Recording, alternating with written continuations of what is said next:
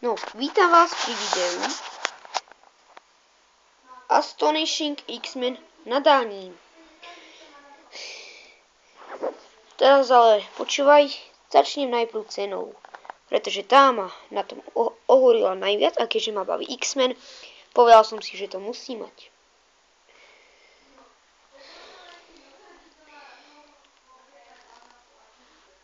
Je to úplne nová knižka, vám hovorím, že som si ju kúpil dneska.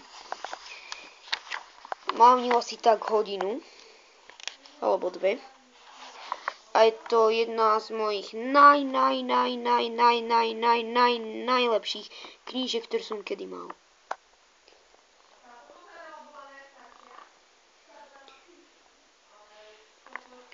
Toto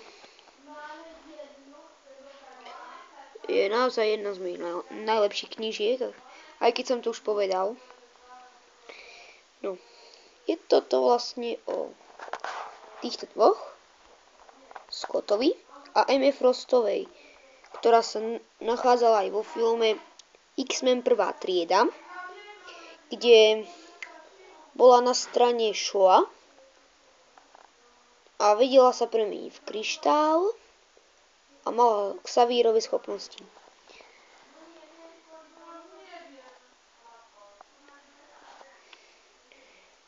Ale, ak som vám ešte nepovedal, cenu stála len 5 €. 5 € celá kniha. Ale museli by ste prísť na Slovensko. Tak, teraz vám ňou prelistujem zatiaľ dokade, pokiaľ som prečítal. Alebo vám prečítam obsah.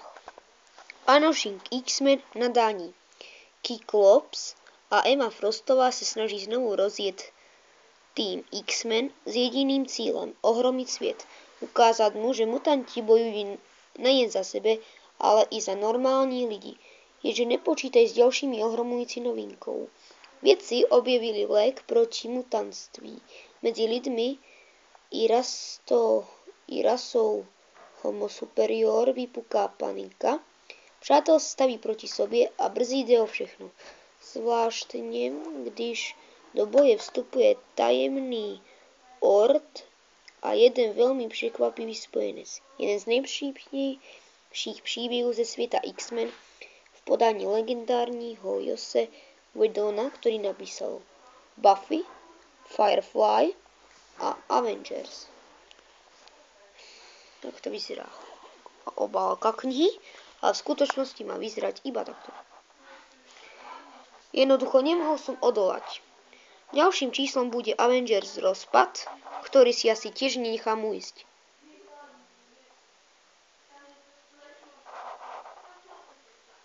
Poobzeraj, toto je ten ord.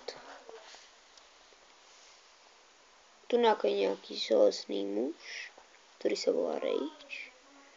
Scott. Logan alebo Wolverine. A to je všetko.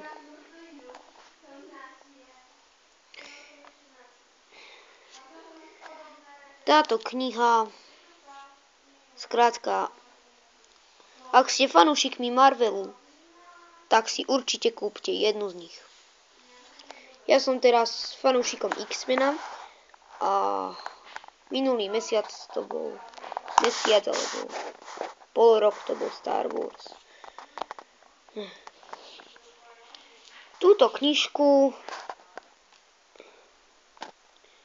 obsahuje díly Astonishing X-Men 1 až 6. Čiže je kompletná tá komiksová séria. No, ako som povedal, kúpte si. Ak ste fanúšik, kúpte si. Tak uvidíme sa v ďalšom dieli.